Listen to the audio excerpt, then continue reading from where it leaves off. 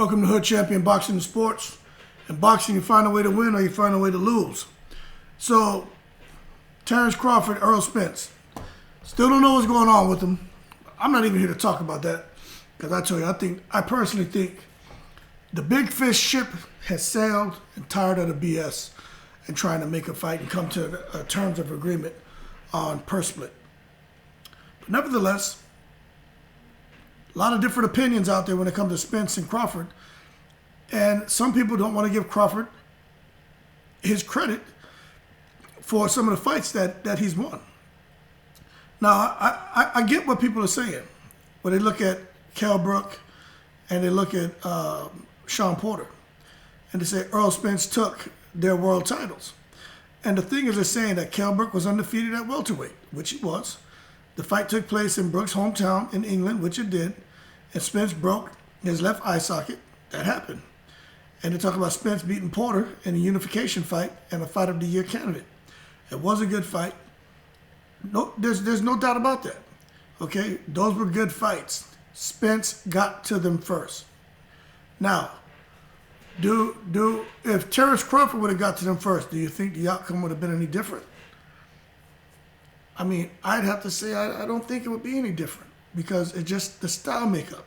But the fact that Brook and Porter did get a little bit of damage, were kind of slowing down a little bit when Terrence Crawford got to him.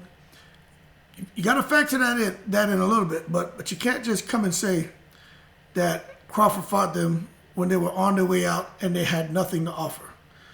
Look, so what? Brook and Porter have been test driven. Okay, had a few miles on them, but they were still reliable vehicles that can get you to where you want to go. And that's why Terrence Crawford got in the ring with him, and he used them as a springboard to get him to the position he's at now. So we can't just come and say that these guys had, 300,000-400,000 miles on them. This isn't a situation where it's like Pacquiao getting in there with De La Hoya or, Mike Tyson and McBride. It's not those situations. You get credit for the name on your resume for getting the win, but you don't really get credit for beating Mike Tyson, for beating prime De La Hoya. Like, you just don't get credit for that. Okay? Those were different species of boxers when they were in their prime. It's like Roy Jones getting knocked out there. I think he was fighting in Russia against the guy David Hay knocked out, the guy from England. Enzo, I can't remember his last name, man.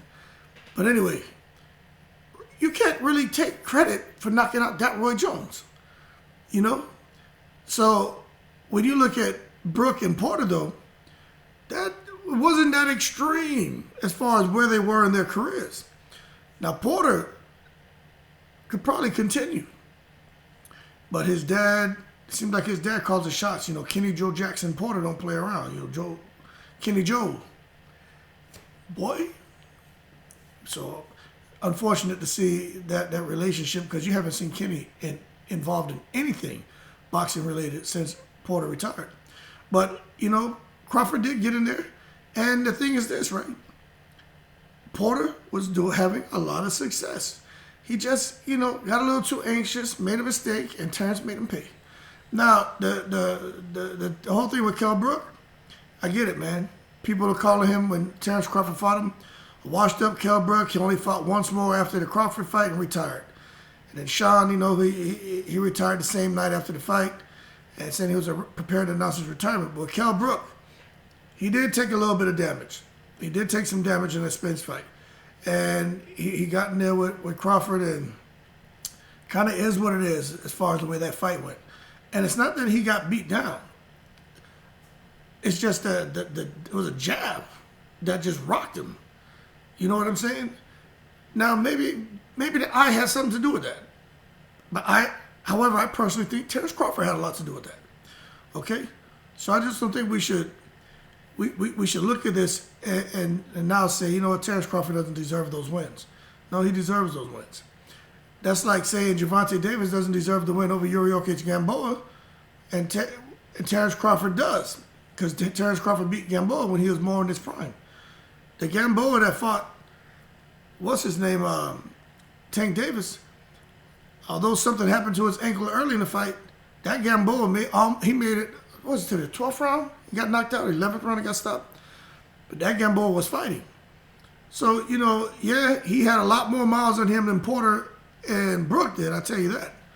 But at the end of the day, they all deserve credit for getting in there and getting those wins. But again, it is not the same as fighting somebody in their prime. So now when you look at it, for people to not give Crawford a chance against Spence, now there's a concentric few, but there are some people, I think more and more are starting to say they think Spence would stop Crawford. But what I'm noticing, there were some people, they just keep jumping the damn fence. Before, it was Spence, Crawford knocked Spence out. Crawford's going to clip him. Crawford's too technical. He's a smarter boxer. He can box orthodox southpaw. He counterpunches. He has patience. He has power. He has speed. He has timing. He has stamina. He has everything it takes to beat a guy like Spence, who is very technically sound, very intelligent, and intelligently attacks. Behind the jab, throwing the left, coming in with that elbow to pin you, coming over the top, coming under, going to the body. You never know from what punch he's going to throw, from where he's coming from, the different angles. Okay, and Spence is very physical. So you have to really look at that and say, with Spence, Crawford can use Spence's aggression against him. Okay, because I don't care who you are, even Crawford. Once you throw a punch, you have to already be defensive minded. So boxing isn't just offense. You have to be offensively and defensively minded to really have to improve your chances of being successful. Now, some people will just go all out offense, and offense is defense too. But with a guy like Spence, when he's letting his hands go, or Crawford, it's going to be openings. But Spence does a good job of tucking that chin and coming in and making himself small to not give the opponent an opportunity. But there are times where he'll loop shots. And Terrence Crawford, to me, is just sitting there as a sniper, waiting to blast you. And that's why I personally think Terrence Crawford deserves more credit than what people are giving him. You can't just look at the fact of when he fought Porter, when he fought Brook, and say, well, he should thank Earl Spence for that. And as a result of those two fights, the time they took, and the fact that he's the one holding up the negotiations, for that reason, we don't like him. And now we think Earl Spence is going to beat him because of that. Like, that's just, I don't understand the rationale behind that, okay? But in my opinion, there were some miles on these guys, but it really doesn't matter. You just can't count people out, man. You just can't. I'm trying to think of, man, a boxer who just, look at Malinashi, right? He's a guy nobody count. I mean, he should have disappeared years ago. But he goes out there, I don't know if he was fighting in Italy or wherever, but he ends up picking up a title. Zab Judah knocks out the African guy. Straight left. The shot didn't even look hard. The guy was just he was in La La Land. Like when Luis Ortiz clipped Martin. He was just in another world. Those are guys who you wouldn't think would still be around, fighting. But what I'm saying is, you just can't count people out. And the same thing with these guys. Although they weren't at those points in their career, but they were still, live opponents. But to just not give Crawford any credit for that, I think is a foul. But we'll see what happens. I still don't have any updates on the Spence fight, the Crawford fight. I don't know what's going on, but I know we're getting closer and closer to those organizations wanting their damn belts defended. So we should be hearing something soon. Look, people are in September. October's around the corner. The first fight's supposed to start in November, so I don't know. I don't have an update on that, but when I do, I'll let you know. But at the end of the day, Terrence Crawford and Earl Spence is a very competitive fight. I think it's 50-50, but if I have to pick, I pick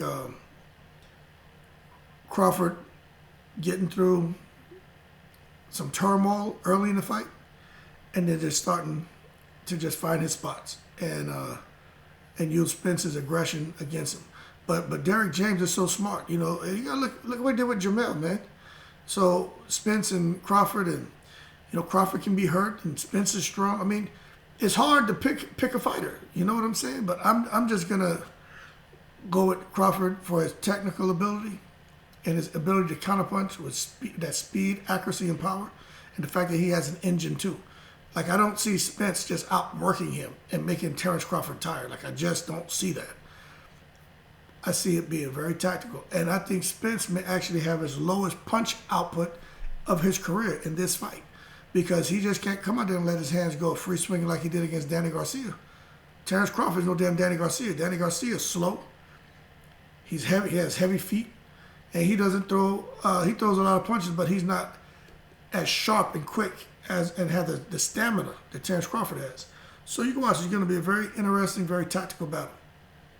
But if I'm forced to pick, I think it's 50-50, but I would pick Terrence Crawford. Okay? With that being said, like and subscribe if you enjoyed the video. Shout out to all the veterans. Oh yeah, and by the way, I'm about to do a video on this. Tank Davis beats Isaac Cruz, Pitbull Cruz, 7 days in the week.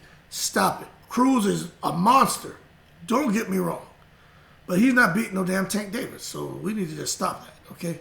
That being said, y'all keep cool. And as always, find this button. I'm in the breeze.